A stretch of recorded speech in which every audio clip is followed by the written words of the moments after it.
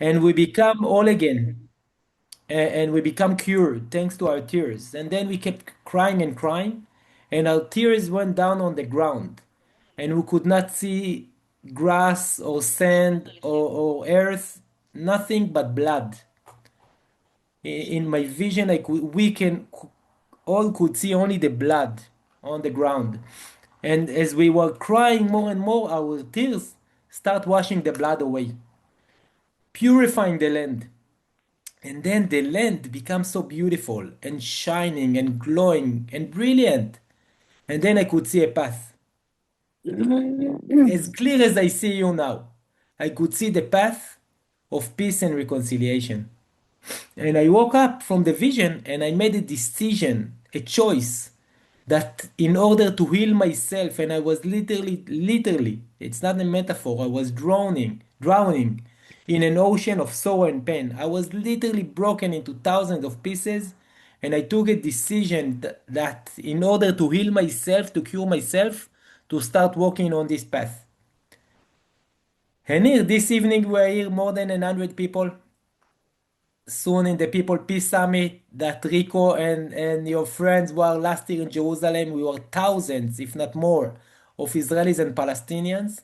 And there are many of us, like us, that are walking this path nowadays to reach the only destination that humanity is supposed to reach, which is the destination of peace, of justice, of equality. And as we go, Enrico, this I think tonight is another evidence and proof for that. More and more people are joining. So the peace walk is much more than idea. It's much more than a project. It's much more than a vision. This is peace. Hmm. This is how peace been manifested, Hmm. and you are part. We are part of it, of manifesting and creating a reality of peace. And again, I cannot be more privileged, honored, and Hmm. thankful to be here tonight with you. Maoz, the one of the first ones that reached out to you after your parents were killed was Aziz. Yeah. He planned to be here, but he was not very healthy yet. So maybe he drops in for a bit, and otherwise. But can you tell us a little bit about a friend who was also a co-entrepreneur, a Hmm. colleague, but Yeah. who became a real true brother? Yeah. So Aziz and I met about in 2014 for 10 minutes at the Abraham Hostel in Jerusalem, a hostel I opened with other Israeli partners. And I had, by coincidence, and we go into details in the book, how Aziz and I, through a mutual friend, met there and had a tea together, maybe 10 minutes. And we haven't stayed in touch, but we were really great friends in Facebook. That's the only virtual space. But again, I must say he wasn't one of my favorites, so I don't think I've seen much of his posting. And the morning after I had the vision of the path of peace and reconciliation, I had a message waiting for me on Messenger from Aziz that is offering his condolences and that is standing with me and my family and with my family in this tragic moment. And I answered him immediately with a broken heart. And after the Shiva, the Jewish way, the 7 day of mourning by the Jewish tradition, we went on a Zoom together, and then we start talking, discussing, and and co-authoring the book together. And what I'm saying now, and I'm saying it here, I'm saying it with Aziz is with me on stage on or virtual events, that I on October 7th, and I was born a mile away from the border of Gaza. I lived there till I was 20, and my parents were born there and died there. My father was 78, my mother 76. My father was a farmer, the best farmer in Israel. And my mom was an artist. She was painting mandalas. She had a studio where children, youth, adults, elderly people would come for painting groups, and she was teaching them. And they were also among the pillars of the community of Netiv Asara, the nearest Israeli community to the Gaza border, just on the north side of the Gaza Strip. So I lost them. I lost childhood friends. I lost people I knew my entire life on October 7th. But I also won Aziz, and I won Aziz as a brother. And we become brothers after or during the gathering with Pope Francis in Verona at the Arena de Pacha. And when we addressed Pope Francis and the 12 or 13,000 other peace builders from all over the world, Pope, Pope Francis was the first one to address us as brothers. And I will read his word. That's the next page, Rico. Yeah, exactly. In the face of the suffering of these two brothers, the suffering of these two nations, I have no words. They have had the courage to embrace each other. Let us pray for peace, and for these two brothers to bring the will to work for peace to their people. So after Pope Francis addressed us as brother, we start also calling each other brothers. Um, Yeah, and I will also say that we never actually planned to write a book. It was it just happened. Mm. Aziz and I opened the TED convention in Vancouver, April 2014, and it was the first talk of the convention. Those of you who haven't watched, I ask you, please go and watch it. Do it. It's a 17 minutes TED talk.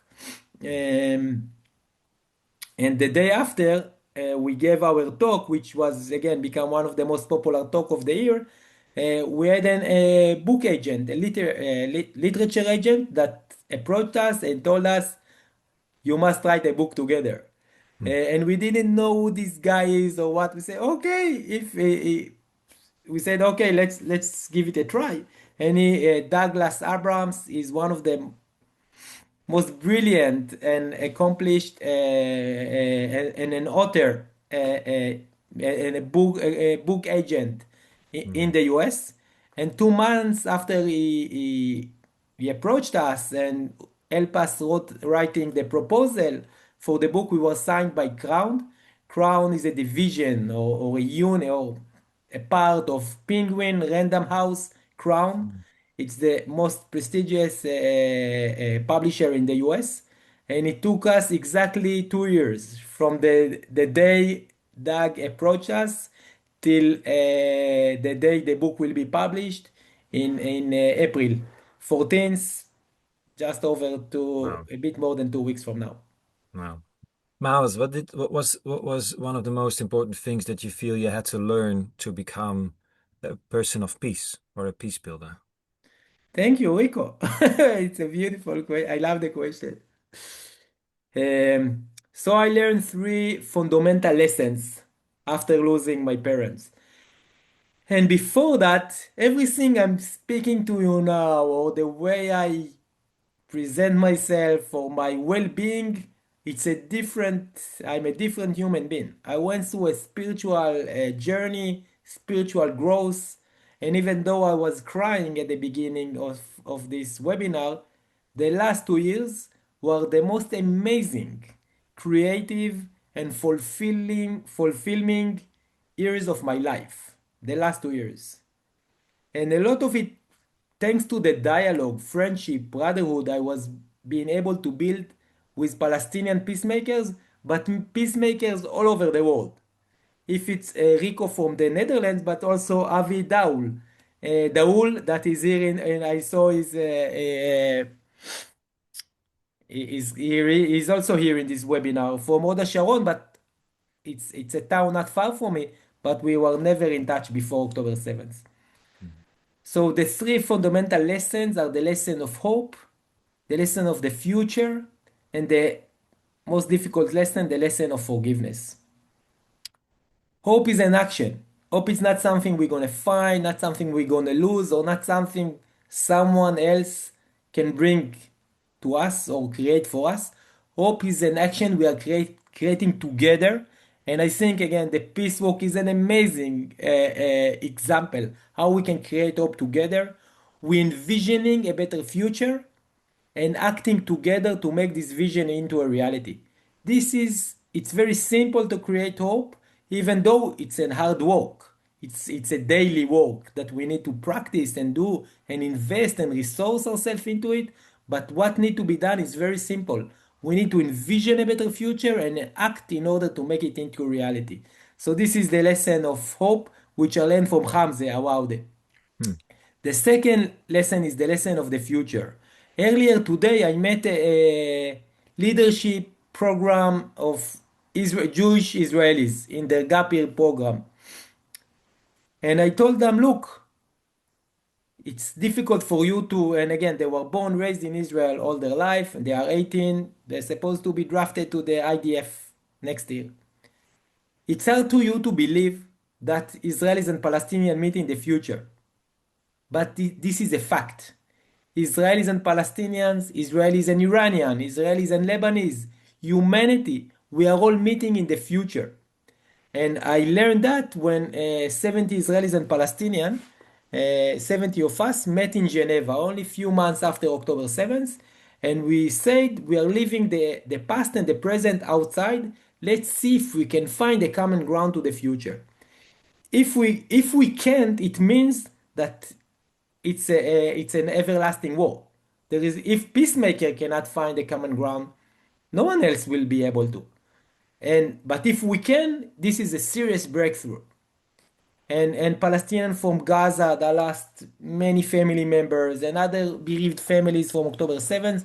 And for 3 days and 3 nights, we were dialoguing between each other. And then we reach a set of values that we are building and basing our future upon: equality and dignity, shared acknowledgement and recognition, reconciliation and healing, security and safety.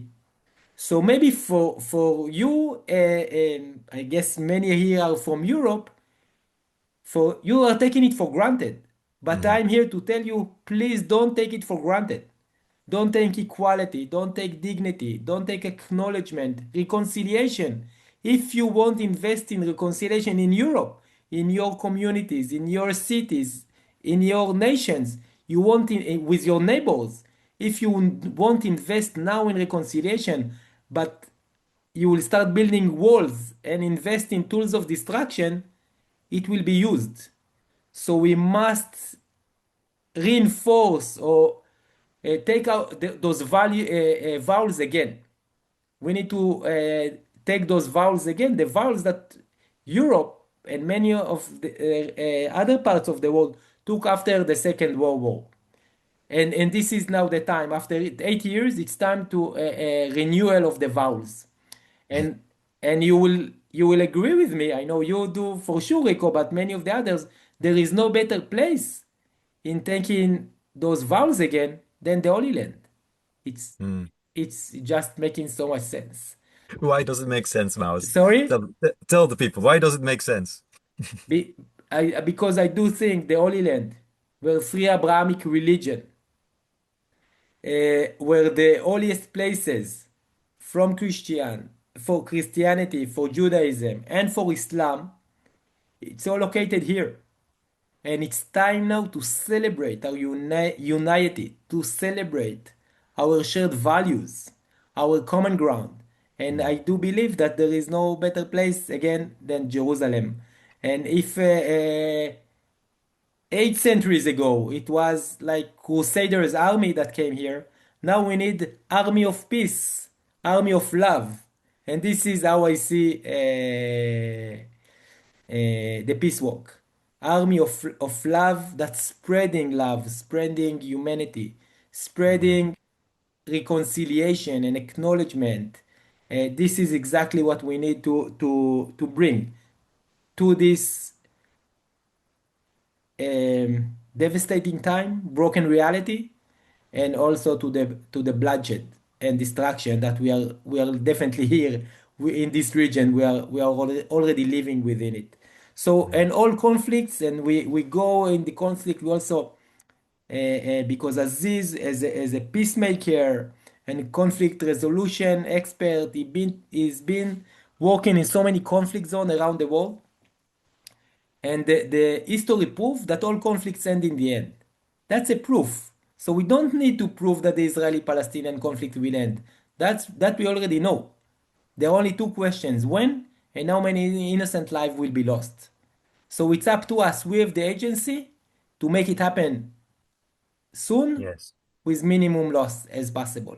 So this is the lesson of the future, and the most difficult lesson is, of course, the lesson of forgiveness. And I learned from Aziz that for 8 years, when he was 18, he lost his brother, till he was for 8 years, he was seeking revenge. He wanted to punish. He was taking part in violence, resistance against the Israeli occupation, soldiers, army, settlers.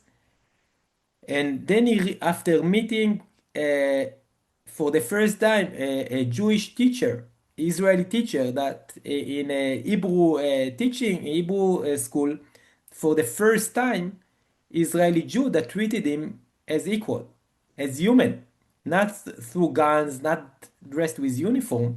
And it completely changed his life. And he realized that as long as he's seeking revenge, he is a prison. Is a prison in the destiny that those who killed his brother created for him. And if he want to free himself from this prison, he can choose. He can choose forgiveness, not because someone asked for it, not because someone is listening or someone care, only to save himself Mm. from being a prison for his entire life. And I've decided to do the same. So I decided to forgive everyone, those who killed, those who murdered, those who are accountable, those who promised my parents their safety and security. I decided to forgive the Hamas. I've decided to forgive the Israeli government. And now I'm focusing all my resources in making peace, in reconciliation, and creating a dialogue, inviting people to join our coalition, our movement, our action. And that's what basically liberated me as a human being. And this is how I can I can say now that those 2 last years were the most meaningful years of my lifetime. Mm. Miles, you write in your book like every, or you both write in the book like every second page, the invitation to do the hard questions. We need to ask the hard questions, and there's many hard questions in this book asked to you and to Aziz, and it's truly worth the read. Um, Somebody asked here, like, hey, isn't a priority to be as an activist to claim to the Israeli government to stop these wars? Shouldn't that be the priority over dialogue? What would you say? Um, it's not just, I'm not, again, I'm not, it's not just the Israeli government. This is what I'm Mhm. saying. Mhm. First, it's also the Israeli society that are participating in those war of revenge, unnecessary war. But it also the European nation that are supporting the Israeli government and the Israeli society. Not speaking about the US, of course. So I believe that everyone, each one of us as a human being is accountable for the suffering that is in the world. And each one of us should do more. I don't want to say how much, more than he's doing now to end the bloodshed, to end the conflicts, and to bring peace. And Mhm. also, unfortunately, and I don't want to that anyone to what's the word, to disappoint no one, but many times those who signed the peace agreement a day before, they were doing war crimes. Again, that's what history proves. Also so many times. So we must pressure all those, if it's in Israel, but also in Europe. Okay, those who give an iron dome of diplomacy to the state of Israel. It's your, Mm-hmm. again, it's your politician, Mm-hmm. it's your leaders, unless you are from Ireland or Spain. It's your leaders that are supporting the Israeli government, that are choosing not to sanction violent settlers, not to sanction IDF officers that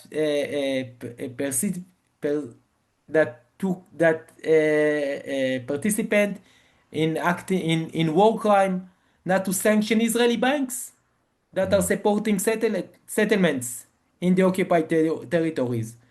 So it's all of us that are accountable. And if, like we are doing now, we will be aligned, we'll synchronize, we'll share our knowledge and our resources, then we can create the popular demand, each one where he lives, she lives, to act differently. It's time for action. It's not time for prayers. It's not time to cross fingers, which it's great to cross fingers, great to prayer, but it's time to action. And also we say also in the book that when God, anytime God spoke to any of the prophets, he never told him to pray. He told him go and do, go and act, go and change the reality. And now it's our time to go and change the reality. No one else will do it Yeah. if it Yeah, won't but be us. learning about the peace movements, your peace movement, but also around the world, there's little belief in governments that sign a peace treatment. It's always the belief that people, grassroots peace builders like you, who find people on the other side that are of the same spirit and just want to create a future together with dignity and equality and love that have the future. Um, it's a big inspiration. Your book is full of, apart from like hard realities, also full of flowers and trees and the love of children and the love of partners and descriptions of food. And it's a beautiful walk also through the land. And there's something about walking. There's something about traveling that you say is healing. Mhm. So the answer to dark politics is not other dark things. It's also walking and traveling, you say. Can you explain? Yeah, and I believe that I will frame it differently. Sure. The path to peace and from Europe, where you are from, to the Holy Land and to Jerusalem, I don't know how many steps, many steps Mm, will need to take. Thousand, 10,000, maybe hundreds, thousand. But there are only 5 steps, only 5 steps, but that we should take in order to make our dream into a reality. Only 5 steps. We must dream. We mm, must agree on our shared values, which between us, we are 100 something here people. We dream about peace. I'm sure on our values, I shared what we have chosen for the Israeli-Palestinian peace movement. We can take one more, one off, but we are aligned on that. That's the first two. The third is to build a coalition because no one can fulfill big dreams on his own. So this is exactly, Rico, what you are doing so well and why I'm so proud to walk next to you because we are building a coalition, a partnership, a movement. And this is exactly what we are doing here tonight and what the Peacewalk is doing. And this is what It's Time Coalition, more than 80 civil society organization, Palestinian Israelis, will do in Tel Aviv at the end of April, the People Peace Summit. Again, we're expecting thousands of people, Palestinian Israelis, unless the situation won't allow us to gather together. And then we'll postpone it in a few weeks. But preparation are moving as planned for April 30th. So we are building a coalition and we need to work on the coalition. Building a coalition, that's something, okay, we have a coalition. No, like we need one more, and then those two will bring two more, and they till we are enough. How many is enough? I don't know, but enough. mm, Maybe we are already enough because you don't need the majority to change the reality. You need a minority that is determined and determined enough. So maybe we already have enough people, but it's always good to have more. The fourth step is to have a roadmap. Because if want to have a roadmap, you can have a great vision to walk to Jerusalem, but if you want know the way, probably you're not gonna get there. Not in 2028, 9 or 30. You're never gonna get there. So we must have a roadmap, and our roadmap is is to reach to peace by 2030. Okay, 2030 already. Wow. 2030. By maybe much faster. And the Hmm. fifth step that we should all take is to start walking the talk and walk the roadmap, which we are already doing. And this is exactly what we are doing here, what we are doing in the journey. That in the book the book is an invitation to Hmm. join Aziz and me to an 8 day journey across the shared journey across the Holy Land. And each day is a chapter, and each chapter is taking place in a different location. So we are Hmm. starting with Kibbutz Niram, where I was born, my father was born, my grandparents are buried, and we put the remains of my parents next to my grandparents' gravestone. And we go to Netiv Asara where my parents spend the last minutes of their life, and we are speaking to Aziz friends in Gaza. The second day is Jaffa Tel Aviv. Then we go to East Jerusalem, Aziz childhood town, hometown, old city of Jerusalem, West Bank, Nazareth, and the Galilee. And as the journey goes, we are exploring four dimensions of time. We're Hmm. exploring it, mythology, theology, and history of the land. We're exploring 100 years of conflict, Hmm. our personal life, and the fourth dimension, of course, is the future. And as we explore those dimensions, we are also meeting people. We are Hmm. meeting people on the land, Israelis and Palestinian activists, and some scholars or educators. Some are in despair, some are creating hope. We didn't censor no one. We give their honest and authentic testimonial on the book, and we wrote it as a novel. So it's not just history, it's not just a theory book how to make peace. It's a novel that is manifesting peace and is transforming revenge into reconciliation, despair into hope, and trauma into healing. And and again, I would be very modest, but Aziz and I are very proud of the book. You should be. And it was also a life-changing experience to write it. We learned so much, mostly about ourselves. Yes, and it's incredible to walk with you this path because you hear like the difficult questions and the hard words, but also the beautiful love and connection with the people in the land, with your history, everything. There's some questions in the book when of in the chat when you said like, hey, we have to pressure the Israeli government, but is that pressure only on one side? Should there also be pressure on the other side? Like, hey, but Hamas is not covered. What do you say to that? So again, thanks to also for fine-tuning the question, and I don't believe in again. It's not how we are retaliating to the other side, is what we are doing, how we are manifesting our dream. And if we have a dream whatsoever, because what I also learned is that the most important field for humanity is not the battlefield, it's not the political field, it's the field of dreaming. Only through dreaming we can change reality. And for too long, okay, the Jewish Israelis, stop dreaming.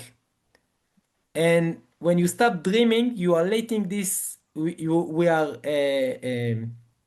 leaving this most important field to the extremists. And the Mm, extremists from both sides have the same dream: ethnical cleansing,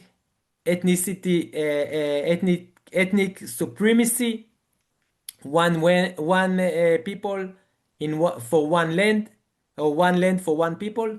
The extremist dream is the same, it's similar dream. And their dream is our nightmare.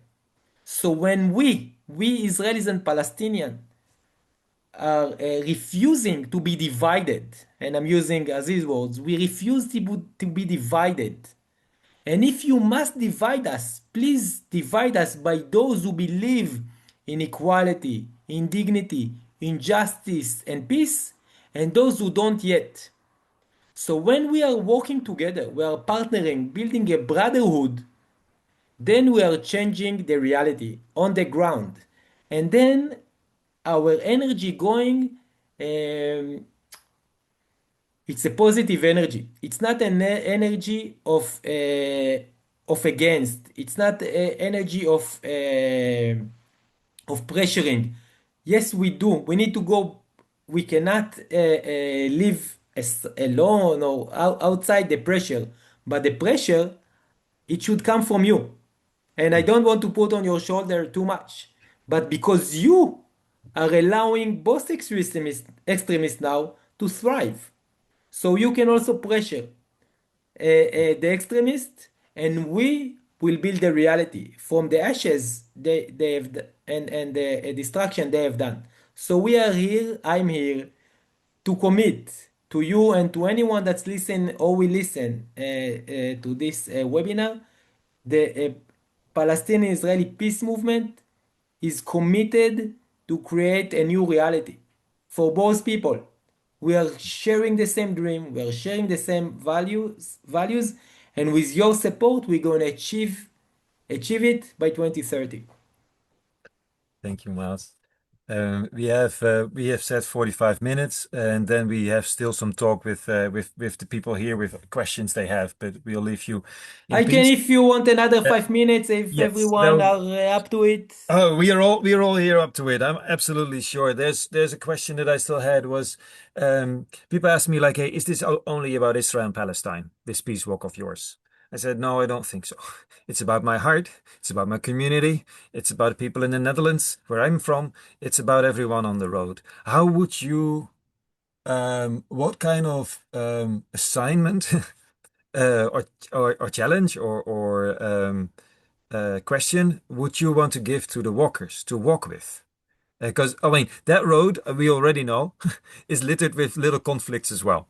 So, because Mhm. people don't like each other, or it's difficult, or there's etc. etc. So, somebody said peace is a space to hold conflict, where we don't fight over it, but we hold it. But what would you ask for people to walk with if they embark on this journey? Um, First, work with yourself. What does Work that with mean? yourself. Um, and let your mind really take you wherever it needs to go. Mm, Um, you will go through battlefields. You will go through regions or area that maybe millions of people lost their life, mm, and we need to cherish their memory. So many innocent human beings lost their life for the disease of war, of bloodshed, uh, um, of revenge. But we are all one. We need to mm, remember that we are all one. And what can we do? What can you do in order to manifest and create a vision of peace? What each one of us can do, not what the other.